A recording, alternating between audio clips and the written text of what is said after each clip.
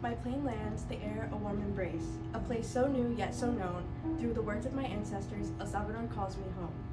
Vibrant colors drape the hills, landscapes once a vision now fulfilled. The streets breathe with life, while cumbia fills the night. Sun kisses my skin as I walk the trails of San Vicente and sights alike. Volcanoes amass, shadows cast, waves whisper as they rush past. A visit to my grandmother's house, the past still lingers. A voice tells me of her brothers and sisters. Masa pressed with gentle hands, a warmth I feel through the land. Faces I've yet to meet greet me with open arms. Grateful I can now see the land will always be a part of me. It was the class before lunch, and I was sitting in there, thinking of Cinnamon Toast Crunch and brushing waves into my hair. I felt the tap of a hand on my right shoulder, saw a boy glare like ice, only 1,000 times colder. He asked me why I felt the need to brush waves in my hair. He told me that I was, indeed, getting hair everywhere. I looked on the floor to see if I had made a mess, then turned around once more to see the kid at the desk. He was laughing so loud his chest seemed about to burst, and as the teacher looked around, I began to fear the worst. The teacher asked, "Boys, what's going on back there?" And incredibly fast he said, "Not much, ma'am, but look at his hair." As she looked at me with my brush in my hand, I finally began to see. I could now understand. This boy in the back who treated me so, it was just an attack, and I wanted to go. I saw some of the kids begin to look at me. I believe I felt like I was falling out of a tree. Some of my class thought my hair looked like thorns, and some of the mass looked upon me with scorn. And as their jeers were forcing me down, a voice in my ear reverberated all around. It was my teacher who told them to stop, but I was not finished, didn't let my mood drop. I got to my feet and looked all around, said, "I am a king, and my hair is my crown." In a school so bright with faces galore, I stand out, a shade they ignore.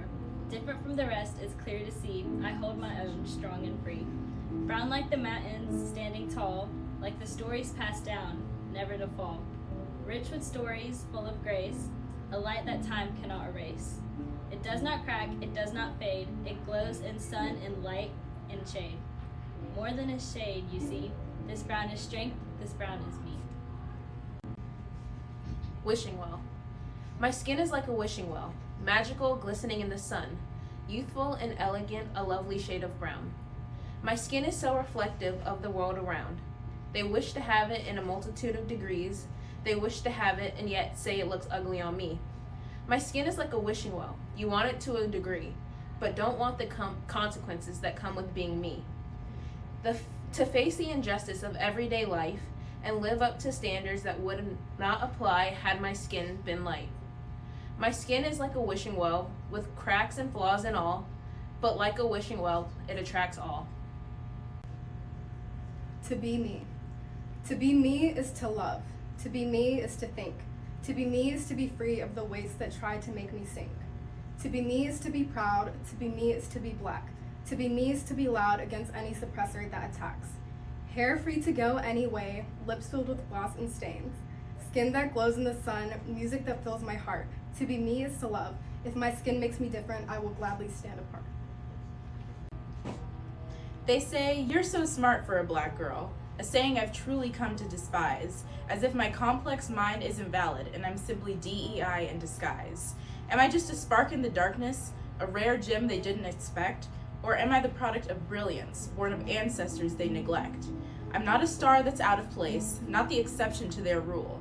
I am the sun shining throughout space, a scholar, a leader, and no one's fool.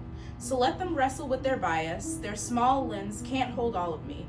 I break barriers and exceed expectations. I'm not just smart for a black girl, I'm simply one example of the greatness of my community. To be Filipino is to be many things. It is to never be seen at first glance, to be assumed as Chinese, my voice never given a chance. To be Filipino is to be many things. Kids repeating chants with smiles, always ending by pulling at the corners of their eyes. To be Filipino is to never forget. It is acknowledging the past while knowing it doesn't define me. Without realization, I'm healed at last. To be Filipino is to be many things.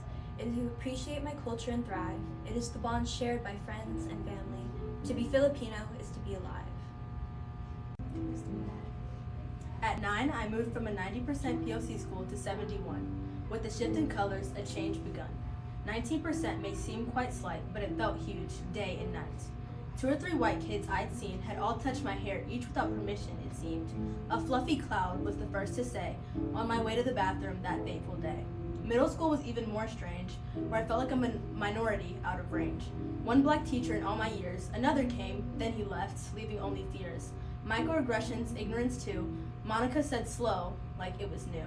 But despite the flaws, I wouldn't trade the schools I loved and all the memories made.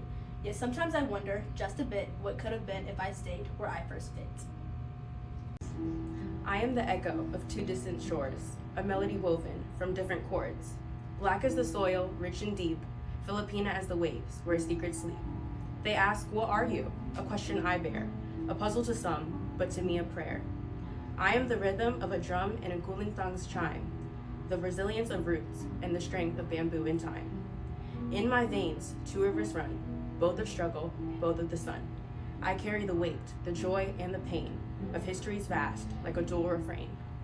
I am not half, I am whole. A young girl's story, a blended soul. Young, gifted, and blazing, I rise, I see. A mosaic of love, and a land that's free. In every step, in every song, I am the proof I belong.